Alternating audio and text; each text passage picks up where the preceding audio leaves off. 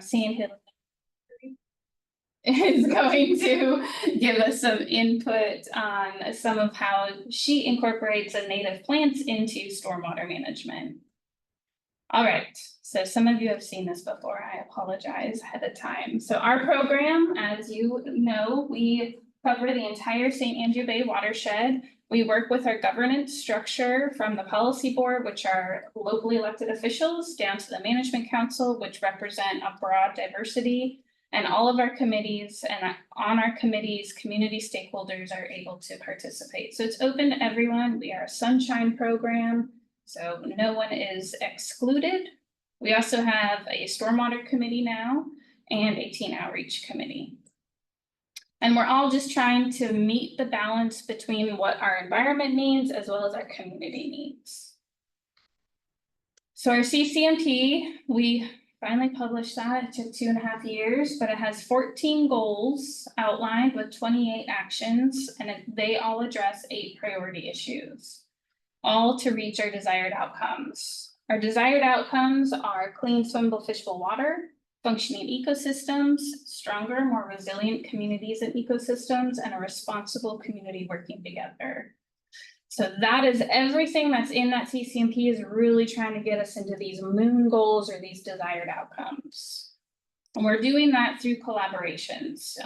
We can't do any of this on our own. It has to be a collaboration with our local, state, federal governments, citizens, and to understand our system and what our system needs and to get some projects on the ground. So we all know Hurricane Michael came through, changed our entire landscape. And so this is a map that I like to show to just show the damage to vegetation. And so this gives you an idea of the amount of damage, 50% less, greater or less than 50% per parcel. So we're still recovering from that. The poor folks down in South Florida are starting their recovery process. But we had a lot of effects from the loss of our tree canopy, which really has led to one of our goals, goal 4 in our focus area of water and sediment quality and quantity, which is to reduce the quantity of stormwater and then understand the sources of pollution found in stormwater. And so we have a number of actions that go underneath that, and I'm not gonna read them all, I promise. But that's really why one of our priority issues is stormwater. And this is how we're trying to address that priority issue in the first 10 years. How are we doing that? We recently got a grant for a little bit over $670,000 to install these LIDA traps, working with the City of Panama City, City of Panama City Beach, Lynn Haven, and Parker. This is a pilot project to understand the cost benefit of installing these EnviroPods and how much maintenance they require. And then we'll also, there's education and outreach. So we're going to be doing some different markings, but then also incorporating some murals. We have funding to incorporate murals in walkable areas of each of those cities, as well as to create educational information that can then be translated to Spanish as well. So making sure we can get it out there as much as possible on the importance of keeping our stormwater drains clear and how things like putting grease down them affects it, even leaf debris and how they can help to eliminate, don't have landscaping companies putting leaf debris in the stormwater drains. All of those things will go into some of this education. Springfield, we got funding to support a 60% design for Springfield restoration in the upper tributaries of Lake Martin. This will look at dredging for the stream to make the channel actually flow, a culvert replacement in one area to encourage flow because it's a bottleneck area, riparian improvements, and stormwater wetland. It was very clear that you cannot just dig a pond, so stormwater wetland creation. So the RFQ has gone out, so companies right now are working on proposing how they want to address these things, and then they'll get the contract and then give us design. And then hopefully that will get us started to get us to the 90 and 100% design. And this was all, sorry, this was from one project that the Army Corps actually did an H&H study, and they decided there were two things to reduce flooding in this area. One was to lower the weir of Lake Martin that separates Lake Martin from the bay. And then the second was to do this type of restoration project. The weir is not something that the Estuary Program will likely engage in, but this type of restoration is something that is well in line with a lot of our priorities.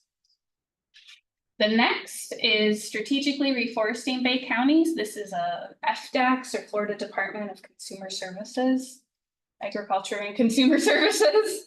And it's a way for us to document all of the outfalls in the water or in the county, and then be able to assess stormwater potential based on how many outfalls there are and the amount of impervious surface. And then this will allow us to target areas for reforestation and replanting.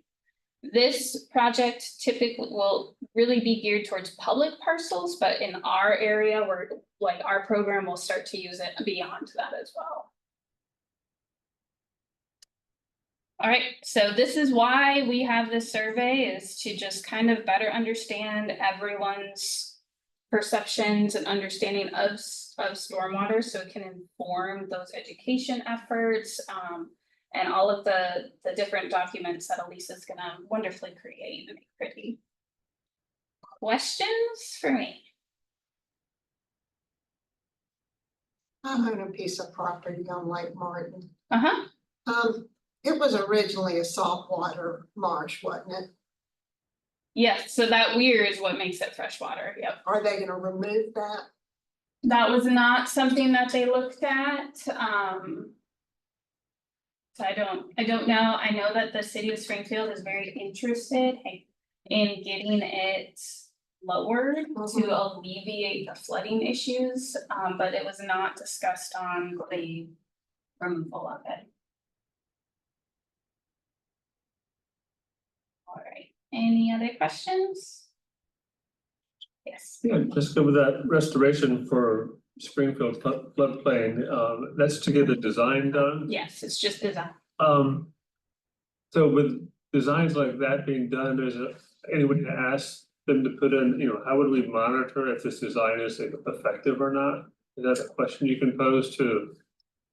We could do that maybe at the 90 and 100% design. Okay, I didn't know where. Potentially, yeah, that's a great point. I hadn't really considered that. Especially like the stormwater wetlands side of things, yeah, but that might be a great thing to work into when we get the next. So the 60% design is really looking at, is it feasible, can we do it, and how are we gonna do it? And then it gives the commission enough information to say a go, no go. So that's kind of how NIFWIF organizes their funding buckets. And then once they say yes, it's a go, then we can look at how we wanna incorporate whatever was recommended in that 60% design, and then probably that's a great point to do monitoring, yeah. Other questions? Yes. Not really another question, but on that, I don't know if it would be kind of what you guys would be looking at for the monitoring of the program. But Falling Water State Park, and then there's some places in Mariana, they have basically, it's just a little stand you put the phone on. It encourages people to take a photo of the overall view and then upload it. Yes. That would be something very simple to involve citizens, and then also people would go out after flooding and storms and you can see the difference. Yeah, that's a great idea. We talked about that in the city of Panama City at Sweet Bay Park, to be able to have some master pavilion. We did get funding for that. Master pavilion where you could do something like that. That's a great idea. Other questions, comments? Is this a good time to talk about, to point out the living reef that y'all are putting in right here? Oh, we're not doing it. That's all Destination Panama City. I thought y'all had something to do with that, sorry. No, sir, but that's not necessarily about stormwater. It's a great project, not about stormwater. Okay. All right, Chris, I'm gonna hand it over to you.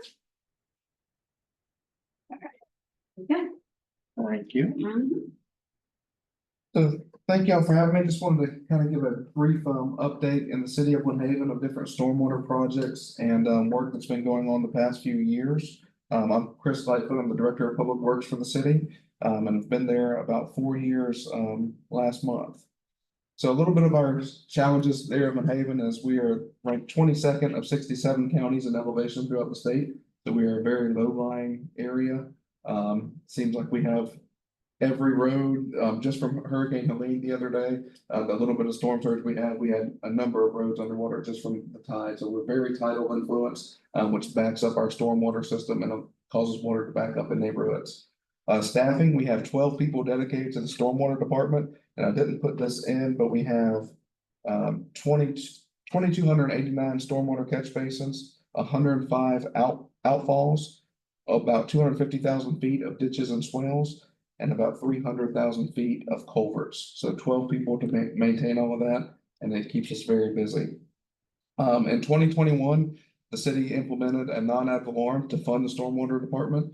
Currently, we were taking in about 1.4 million, and today we're up to about 1.7 million, and that's based upon your impervious area at your home. And there's 3 different tiers for residential and commercial, and then there's a vacant parcel fee for the vacant parcels. Also for our outfalls, there's 105, but we do not have enough to actively discharge everything as fast as it should. And one of the slides in here we'll talk about in the future, adding outfalls, especially to the west side of the city, and being able to allow stormwater to flow more freely throughout. And then a lot of our culverts, they were put in years ago in the 80s, for example, in the Bel Air Estates community. They're just undersized and they can't keep up with everything that has to evacuate today.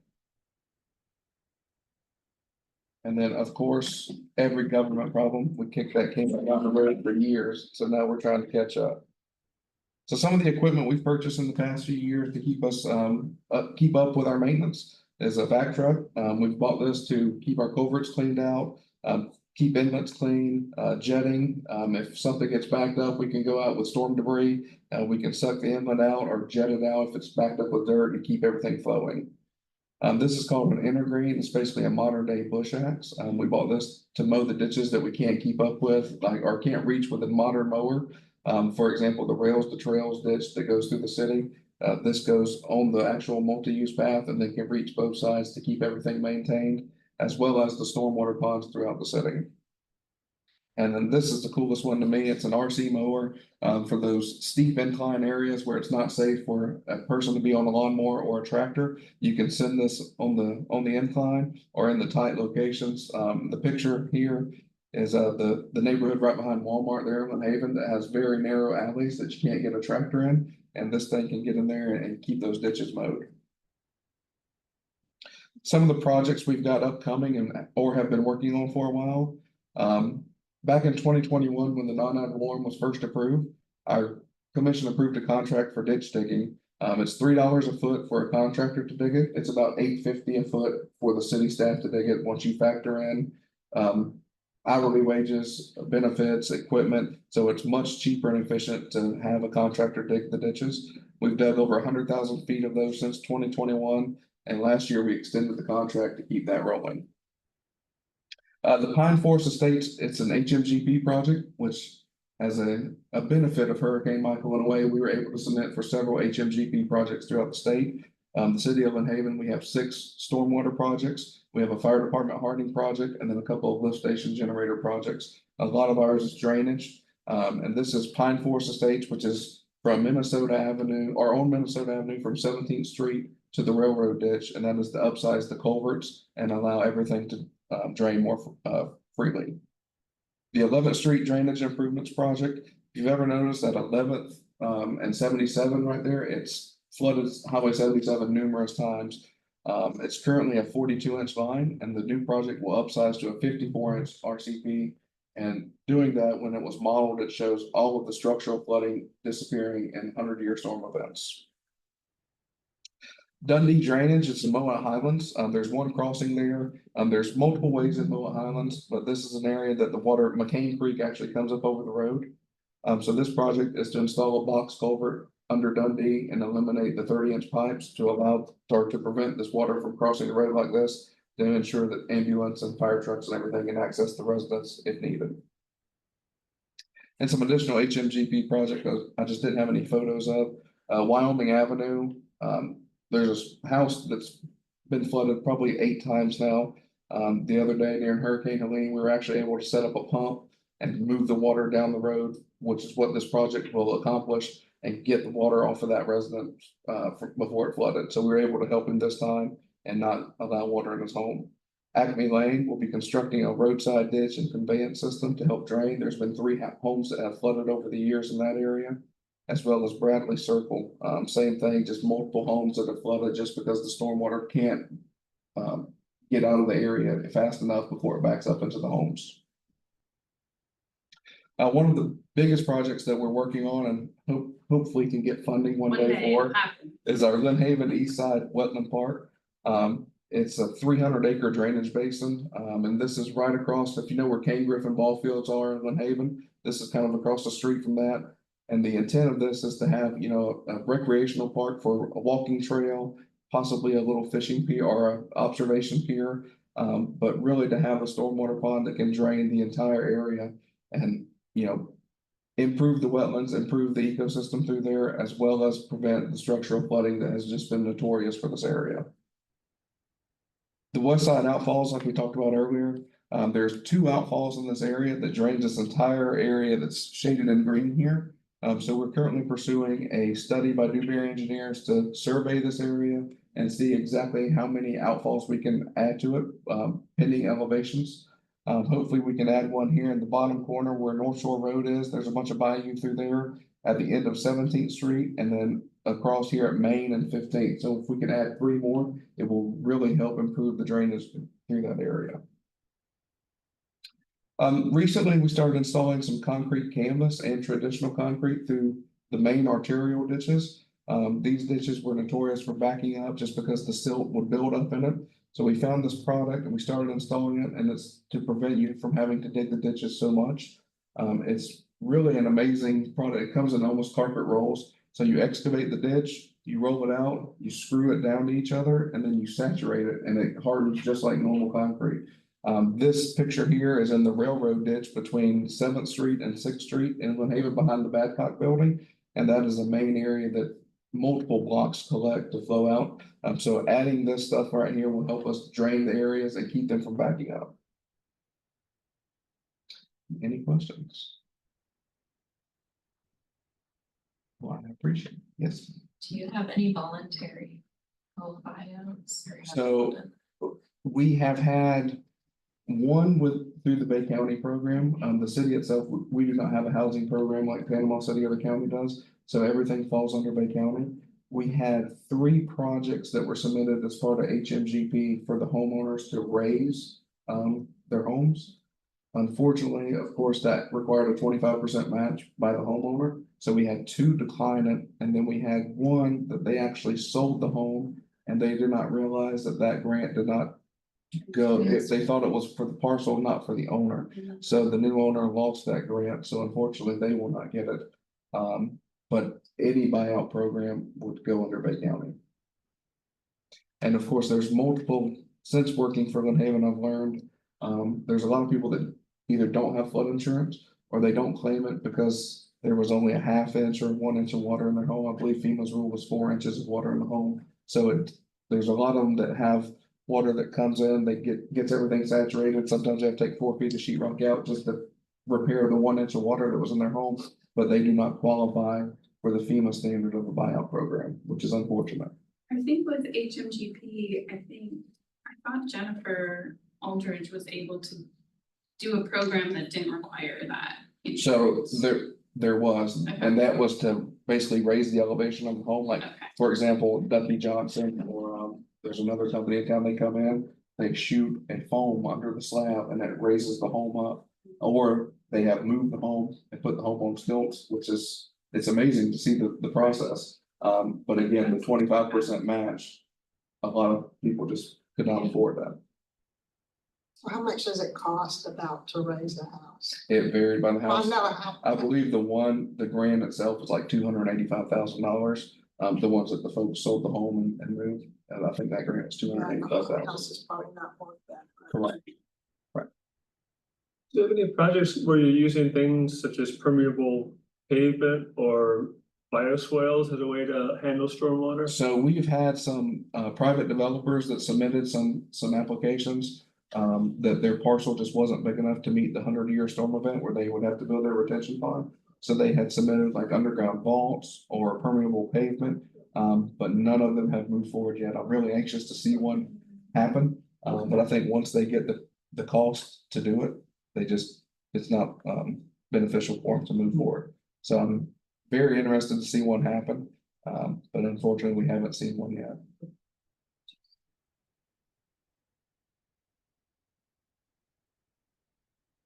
Thank you. Appreciate it.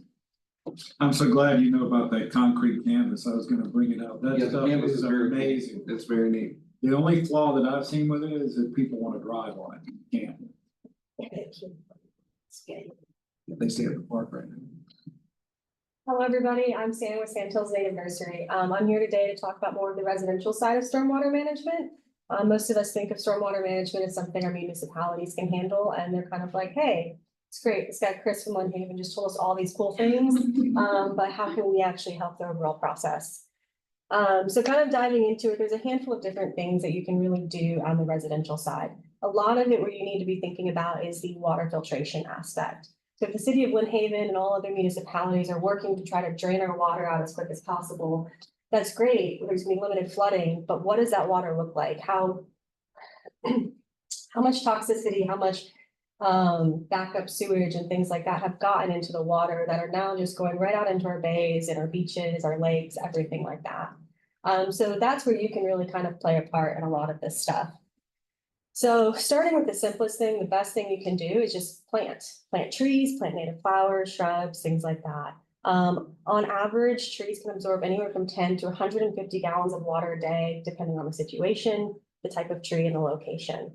From there, out of your trees, you're gonna have your shrubs. They're gonna also be really good. Your grasses and wildflowers, especially if they're native, a lot of times they're gonna have very deep roots, which are gonna help absorb a lot of those different chemicals and toxins and things like that out of the water. And along with that, they're also going through and they're basically slowing down the whole entire water process underground. A lot of times we think of water as just flowing on top, but there is still water that flows underground, where a lot of things are absorbed. So if you think of, I want my ground to be nice and healthy to grow vegetables, like, well, what can you do to also help reduce that chemical uptake in your own yard? So aside from just planting trees and shrubs and grasses and all of that stuff, we kind of tie into that and we talk about planting in low spaces. So I've been in the landscaping business now for about 5 years or so. And I hear tons and tons of people who are like, yeah, we just got this home, this tree just fell, we have this low spot, it's flooding a lot. And we have this company coming in next week to level our yard. So it's great. It's one solution. You won't have that flooding in that particular spot anymore. But what is the benefit of just planting in that low spot? So the first thing is basically going to be decreased costs. You don't have to pay an outside company to haul in extra dirt, soil, whatever it may be. Sometimes you might put drainage rock in there. Now you're bringing in the cost of that. You're bringing in outside contaminants. Your soil might end up having chemicals in it already, or weed seeds, torpedo grass get into the plant roll. That's a big problem. So just planting in a low space, you're basically going to focus on trees, shrubs, flowers, anything that can handle that fluctuating water level. So we moved here, my husband and I, 2019 after the hurricane. I don't know what water was like then, how bad flooding was, but I know in our backyard of Springfield, it flooded. It would come up pretty far after a lot of storms. The creek would fill up, backflow. You'd walk out there 3 or 4 days after a storm had passed, and it's just mucky, slushy ground, and we're just like sloshing around. So we let the yard go. His parents wanted to level it out. We're like, no, there's a handful of low spots. We're just going to plant and work with it. Over the course of 2 years, we went from like a full dirt backyard to just whatever was growing up. American elm, sweet bay magnolia, and there was also a river birch that we planted on the property from free tree giveaways. 5 years later, but all of those trees, well, they're elm and the river birch. Magnolias are very slow growing, but the elm and river birch are pushing 15 to 20 feet tall. And our elm, because of the location we planted it, is already about 5 inches in caliper, which is the diameter of that tree. And what is the name of that? The American elm. Elm. The elm. And so a lot of it's kind of, it's not, I wouldn't say luck, but it's knowing your situation. Because I know somebody else who has also planted an American elm. and theirs ended up dying. So a lot of it is we planted ours in a low spot that had good drainage and it absorbed that water. By planting all of these other shrubs around it and things like that, within 2 to 3 years, the soil would be wet, but it would not be flooded. It would not hold for multiple days. And so that's kind of one of those things where you can think of like, that's what you can do to help. You can find your low spots. You can find where water is already pooling. Stick a tree there, stick a shrub, stick something there that is going to help absorb that water. Again, our focus is not on decreasing really the amount of water entirely. While it can happen, I'll tell you 2 examples, essentially. You get your average rainfall, it's nice and steady, it's raining for 24 hours. All of those plants, trees, everything in your yard will work to absorb that water, mitigate it, and slow it down before the stormwater retention that the cities have put in. Now, let's say all of a sudden we get 7 inches in 2 hours. No matter how many different things out there, it's not really going to slow the flow down. The only thing it's going to do is help again to filter that water. Which is a bonus in and of itself, having cleaner waters as far as we can. So what else can we do? So there's a couple things, and this is where this comes into, we're not just planting, we're not just using simple methods. We could be doing something such as putting rain barrels in our house, not in the house, on the outside of the house. And, trying to catch it all, limit your water usage. You're essentially might have them at every single downspout. So you have one at each corner of the house. Maybe you have a shed in the backyard and you're like, hey, this is the perfect opportunity to put in a rain barrel and I can water the tree at the far back of the house instead of having to drag 100 feet of hose all the way down there. A lot of it's just being creative, but again, you have to figure out what works for you. You're going to have to pay for the rain barrel, the costs for fixing it all up. And there's so many different elements of rain barrels that you can do, such as tying into underwater drip irrigation that flow into multiple areas of your yard. So again, that's kind of when we step up a tier into what you can do in your yard. One of the last things that I think of that you can do, which also, again, we're going to step up a tier on the amount of work that goes into it and the amount of cost, is going to be rain gardens. So for those of you who don't know what a rain garden is, you can kind of see a photo on the left-hand side of the screen. To put it simply, it's going to be layers of different material that help to filter and drain all of that water. So typically at the bottom, you're going to have a gravel base. You can then add a sand base on top of that, which is optional, but that's going to help, again, filter and slow down that water and provide good drainage. From there, you will add the soil base. And the soil base is where you will end up planting in. So now that you have kind of dug out your rain garden, and if you're wondering, well, how deep should a rain garden be?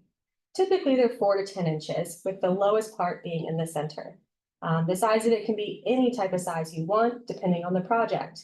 If you just have a little teeny tiny, spot in your front yard that's low, you could turn it into a rain garden. And that would be beneficial for those who don't have horrible flooding problems. If you have really bad flooding problems, maybe your thought is, hey, we should turn half the yard into a rain garden. And so there's a lot of different ways you can work with it. After your soil layer, basically that's going to be where you plant in. Typically it's recommended native plants, trees, shrubs, grasses, again, all of those things that can handle that. There's so many native plants in Florida. There's close to 3,200 different species. So knowing what you're purchasing, knowing the location it's going in is also going to be very beneficial. Your rain garden is most likely going to flood, as you see in the picture on the right. During the storm, you don't see anything really but water. And 24 hours later, if you have the right programming and the right plants, those plants are going to be alive. They're going to have handled that occasional inundation. You're going to be perfectly happy with it. But then they can also turn around and not get any rain or water for the next 3 weeks, and it's not going to bother them at all. So knowing what to put in your rain garden is also very important. And I think that kind of sums up the overall kind of things. There's a lot that you can do, but again, we're just focusing on what is the overall capacity of water filtration and things you can do at home that are simple and easy to where you feel you're making a difference. So does anyone have any questions? Do you have a suggested, like you've got your plants there on your website, do you have a rain garden starter kit or a rain garden thoughts or? So that's a good question. And no, we don't. We haven't dove too much into specific rain gardens, but again, a lot of it's going to be dependent on the area. So if you're somebody who, like in where I lived in Springfield and we just kind of got slightly sloshy, I'm going to recommend different plants for your yard than for somebody who's basically like, hey, the whole backyard of and the whole half of the backyard floods and it gets a foot deep at times. Those will be completely different plants than somebody else's home. What do you So- see for the cities to be able to do? I know we've been really great with the tree giveaways, but what about mulching and, you know, providing, you know, instead of throwing it into the garbage, like being able to put, you know, create your own mulching? Yeah, and so there are a couple of things with that. And I think a lot of that's just based on partnership. And since we're talking about rain gardens and how you need mulch for and stuff, and anytime you plant, you really should add that mulch, really create that humus layer. Because a nice healthy layer of humus is gonna absorb almost 10 times the amount of water in it than just your typical soil. It's gonna have that absorption aspect. Think of peat moss, it's nice and spongy. So it's gonna help absorb, but it also is gonna have tons of air in it to where the water can flow, it can sit and almost kind of swell up, and then slowly as it will filter down. So mulch is great in being able to help create those things, create a nice healthy soil base that's really aerated. So what can we do? I think there's a handful of things, but it depends on partnership. So again, like trying to get different companies to, you know, reach out to the municipalities, or municipalities knowing what the companies around here are offering. For example, you have Gulf Coast tree specialists. They chip up trees, it's what they do. They give their mulch away for free. So when they give it and drop it, it's a 10-yard dump. They typically, if it has invasives in it, it goes to the landfill. But they don't have a specific place where they give their mulch. So being able to kind of, as a city, basically say, hey, we have this unused piece of land. We would love it if we're a, you know, good location for you. Can you dump all of your good usable mulch here? And then we can cut costs and we can use that mulch in our own programs. Or maybe it's not for us. Maybe we're offering it up to the city and to all of its citizens. So now the citizens can come out, whether it's in a dump truck with 5-gallon buckets, whatever it may be, and try to load up mulch that they could use. So a lot of it, again, there are options, but it's just knowing kind of who the players are and how to integrate those options into a bigger thing.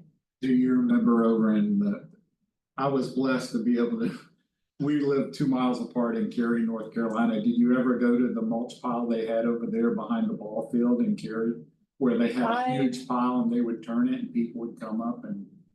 I did not. I'm unfortunate I didn't know about that at the time. After diving into all this stuff and going home to my home county of Pinellas, they actually do have something very similar, but it's more on the composting side. So the cities and municipalities will end up having the machinery to break all this stuff down. And then they leave it at parks again for this kind of like healthy compost that citizens can use.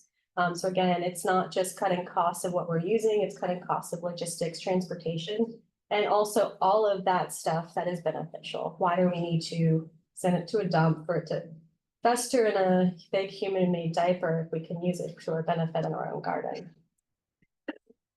How maintenance intensive are rain gardens? I mean, obviously size is gonna dictate. Size is gonna but- depend, the plants that you put in are gonna depend. So a lot of times, you know, we think of rain gardens as being flowers, as you see on this. One thing we're trying to do, especially in our designs, is trying to focus not wholly on flowers and things like that, the bigger picture. How do grasses, shrubs, and trees also integrate in? Trees and shrubs will definitely be some of your lowest maintenance once you get them in. It's just monitoring establishment, creating that canopy. When you have smaller things, you're looking at things that, especially flowers, the perennials, love selling perennial flowers. To be honest, sometimes they only live for 2 years. They're perennial though, they say. So it's one of those, you spend all this money and you know, say you do a whole rain garden of flowers and you don't realize that some of your flowers are not going to receive properly because it's not the right habitat and that they're only, you know, going to live for 1 to 2 years.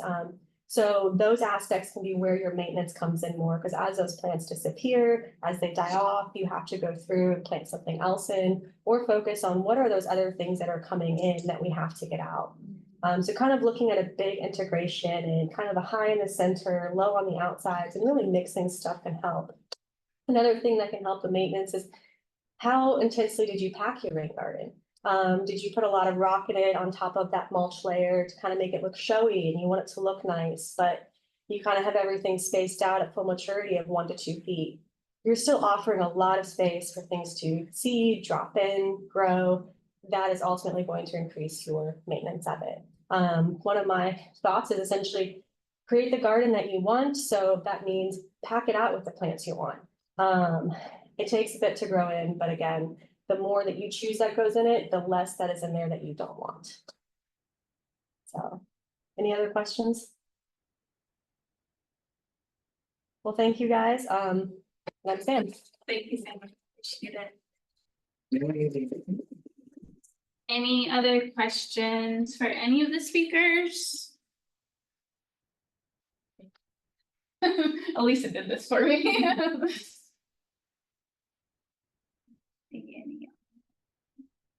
Any questions online? No. Okay, well, thank you all so much for coming. Appreciate it, and come back next month for outdoor recreation. Thank you. Hey, Chris. Yes, sir. We have a meeting. They're on the 8th.